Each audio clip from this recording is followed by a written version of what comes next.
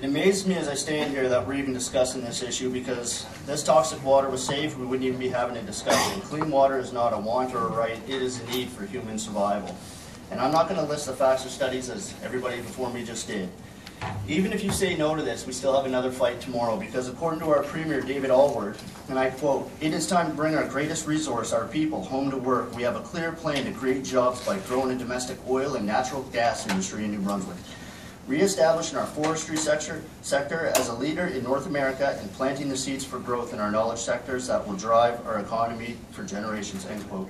Like, what does that even mean? That we're going to stick pipes in the ground and we're going to frack until they shoot out money, then we're going to charge our citizens $1.50 a litre for gasoline, and then we're going to leave the province and its people with even more contaminants, and then we're going to cut down all of our trees and send them to the US to be milled, and then we're going to send them back to Canada and charge us some markup on our own wood. The definition of insanity is doing the same thing over and over and over again and expecting a different result. And unless we stop chasing our tails like a bunch of dogs and get organized and unite, this is never going to change. People on both sides of this debate are scared to come out and talk about this because of the fear of having a target on your back. My fear is what happens to us as a species and what happens to this planet if we don't get together and do something. Our education system is failing, and our youth get out of schools and are buried in mountains of debt. We drive animals to extinction and others we treat unethical, all in a race to get them to the supermarket faster. We leave our seniors to die alone and worry about where their next meal is coming from. There's about 1.3 billion tons of food thrown out each and every year, and yet we still have people dying of starvation. Disease is at an all-time high, and the people with diabetes and other illnesses are dying because they cannot afford their medication.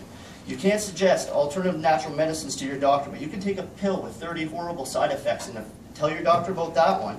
The government has sold out its people to corporations for profit and sends our citizens to war. And when they come home with post-traumatic stress disorder, we leave them out on the street to die, or we forget about them until they kill themselves. The people who are sworn to protect us kill citizens without the fear of repercussions. They do not arrest politicians who steal from the public, and they take money from gas and oil companies. We send our officers out into harm's way to stop people protesting clean water when these officers may feel the same about these issues. Our justice system is no longer determined by evidence, but by what kind of lawyer you can afford. Canada's richest 86 people have as much wealth as 11.4 million of our population. And the top 85 richest people in the world have a combined wealth of 3.5 billion people. You can no longer put your child to bed at night and tell them that everything is going to be all right. This is the world we live in, but this isn't the world we have to live in. This is the world we are choosing to live in. Because we have some of the most brilliant, beautiful, caring people out there, and amazing technologies like the windmill, the solar panel, the lifesaver filtration system that can remove all bacteria, viruses, and other microbiological waterborne pathogens to 0.015 microns. The internet is a tool to organize like-minded people and unite regardless of our differences, and fight for the same causes and find solutions to some of these issues to better society as a whole and to make Canada stronger. We know that it does not matter whether you're a politician, a police officer, an outlaw biker, or a priest. There are bad people everywhere, and we do not need to judge large groups of people from the actions of a few anymore.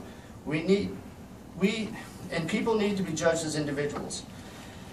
We do not need to reinvent the wheel here, we just need to learn how to use it properly. Because people say that the system's broken. The system's not broken. The system's 147 years old, and it's outdated.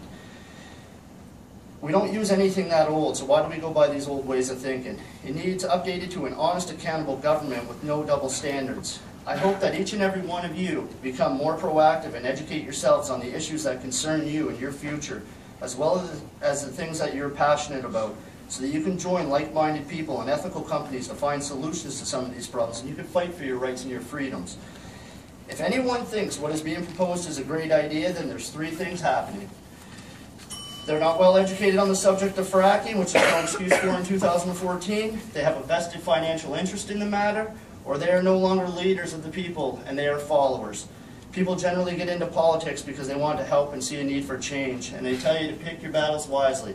But if you're only picking the battles you think you can win, then you're not fighting the battles that you could be winning. Remember that you are an elected official, and your decision should be based on how the people that you represent feel. And I didn't see anybody up here today saying why this is a good idea.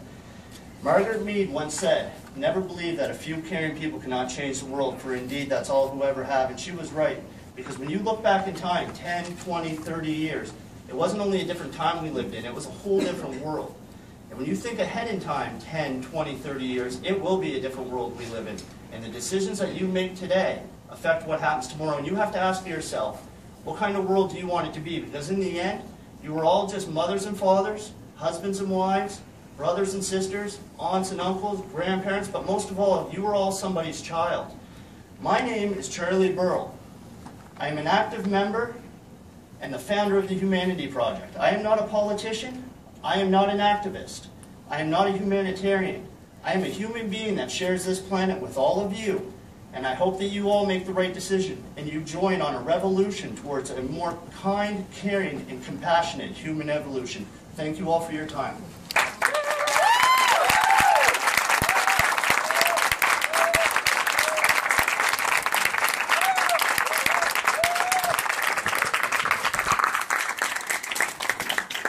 Hey, thanks for watching, everyone. Don't forget to click subscribe to keep up to date with the Humanity Project, or click on the other 2 video links to check out some of our other stuff.